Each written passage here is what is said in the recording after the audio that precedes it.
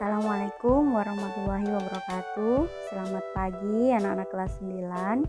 Bertemu lagi di pembelajaran IPA hari ini. Untuk pertemuan kedua ini kita akan membahas tentang pembelahan sel. Jadi seluruh organisme baik tumbuhan, hewan maupun manusia tersusun atas sel-sel. Nah, sebagai contoh misalkan satu biji kacang hijau itu bisa tumbuh menjadi tumbuhan kacang yang punya batang, daun, sampai bunga.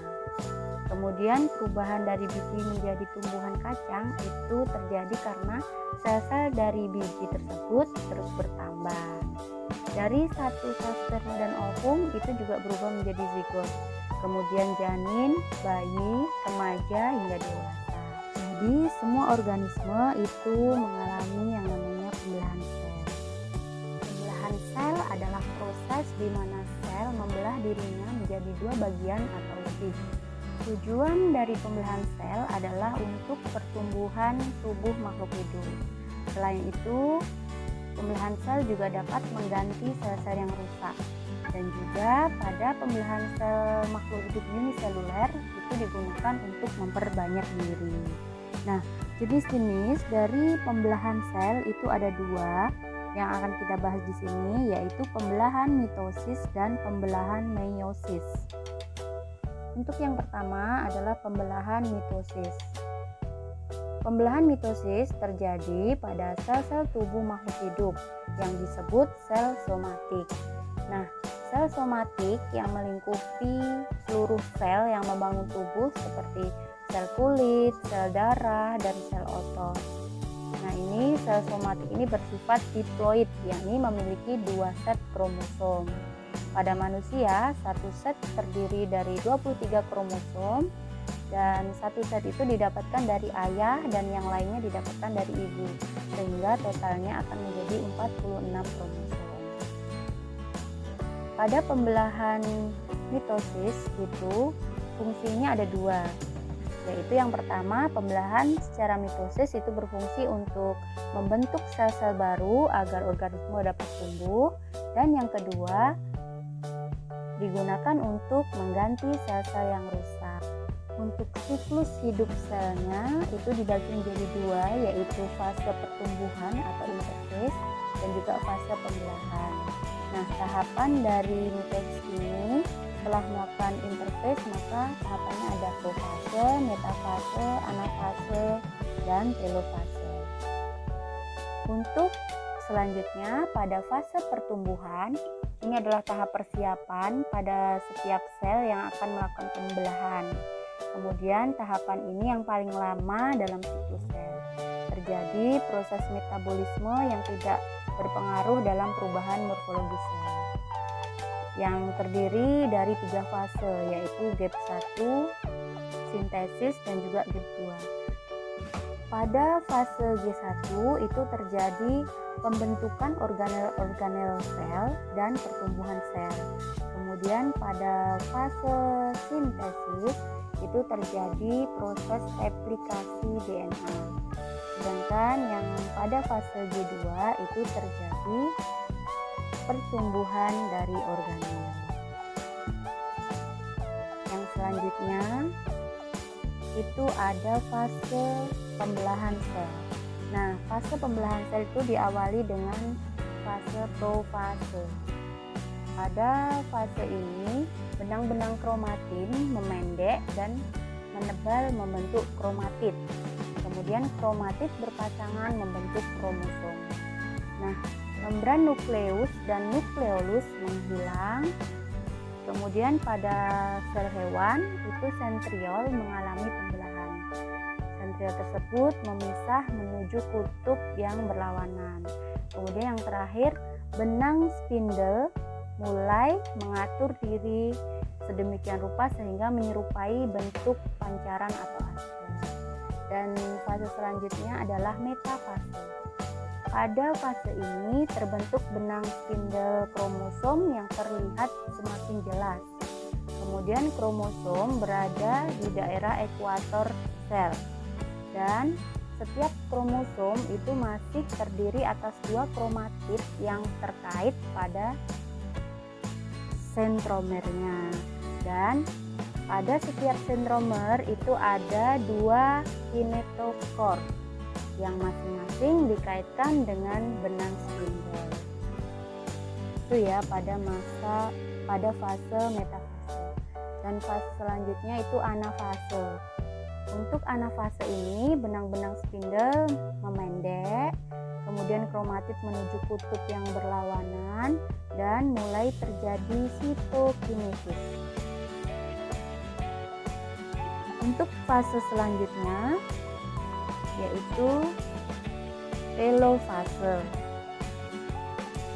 Nah, pada fase ini kromatid telah sampai di kutub-kutub yang berlawanan. Kemudian kromatid menipis dan memanjang menjadi kromatin. Kumpulan kromatin membentuk anak inti dan terbentuk membran nukleus di luar anak inti. Sitokinesis selesai dan terbentuklah 2 sel anakan. Itu tadi tahapan-tahapan pada pembelahan mitosis. Nah, sekarang selanjutnya adalah pembelahan meiosis. Untuk pembelahan meiosis ini menghasilkan sel anakan dengan jumlah kromosom setengah jumlah sel kromosom induk. Tujuan dari pembelahan meiosis ini adalah untuk berkembang biak secara seksual, yaitu dalam proses pembentukan gamet atau gametogenesis. Kemudian meiosis ini mengalami pembelahan inti sebanyak 2 kali, sehingga satu set diploid akan menghasilkan 4 sel haploid. Nah, sebelum melakukan pembelahan meiosis, maka sel juga mengalami fase pertumbuhan atau interfase seperti pada tahap pembelahan mitosis. Untuk tahapan dari meiosis ini ada 2 tahapan, yaitu ada tahapan meiosis 1 dan tahapan meiosis 2. Untuk tahapan meiosis 1 itu juga terdiri dari profase 1, metafase 1, anafase 1, dan telofase 1. Sedangkan untuk tahapan meiosis 2 itu juga terdiri dari profase 2, metafase 2, anafase 2, dan telofase 2.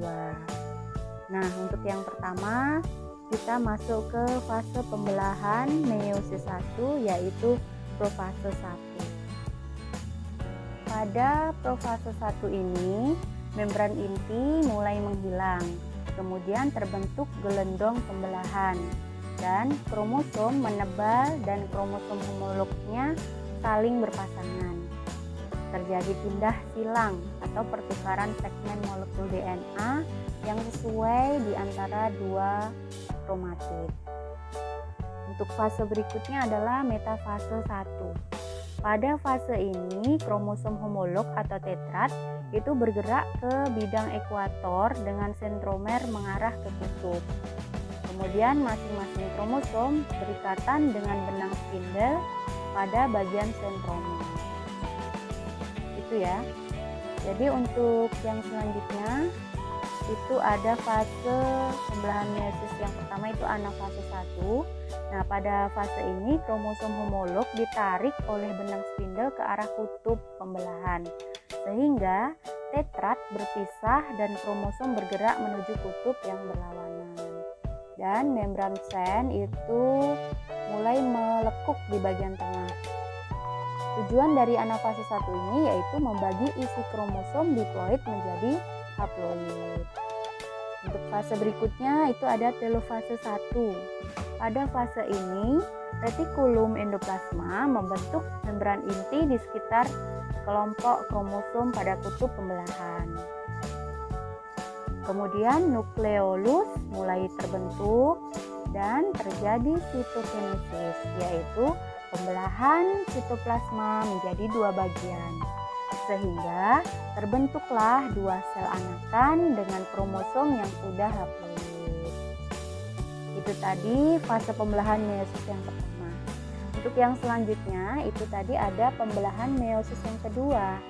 Jadi pada pembelahan meiosis yang kedua ini diawali dengan profase 2. Pada fase ini, membran nukleus dan nukleolus mulai menghilang kembali, dan sentrosom membelah. Sepasang sentriol memisah menuju kutub-kutub yang berlawanan, dan di antara keduanya muncul benang spindle yang memancar dari kedua sentriol.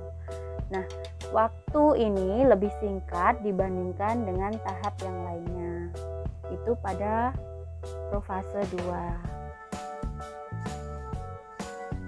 Selanjutnya adalah tahapan metafase 2.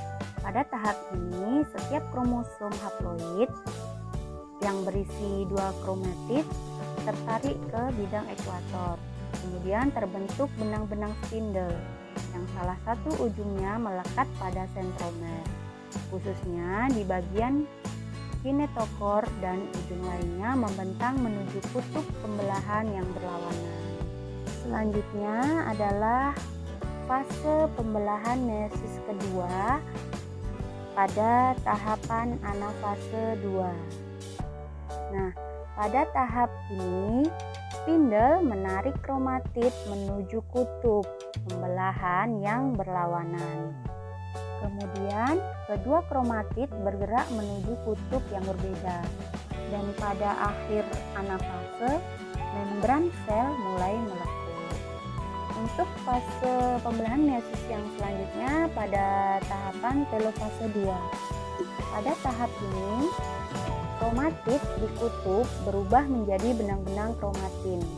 Kemudian, membran nukleus dan inti haploid itu sudah terbentuk. Dan kromosom menipis dan memanjang menjadi benang-benang kromatin. Dan terjadilah sitokinesis, sehingga terbentuk 4 sel anakan haploid. Itu tadi jenis-jenis dari pembelahan sel dan juga tahapan-tahapannya.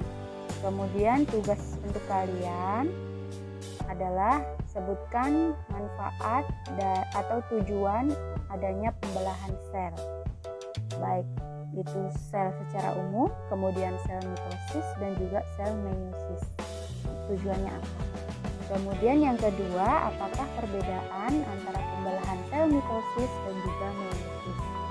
Mungkin itu saja yang bisa Ibu berikan untuk materi kita hari ini. Semoga tetap semangat untuk belajar. Terima kasih. Assalamualaikum warahmatullahi wabarakatuh.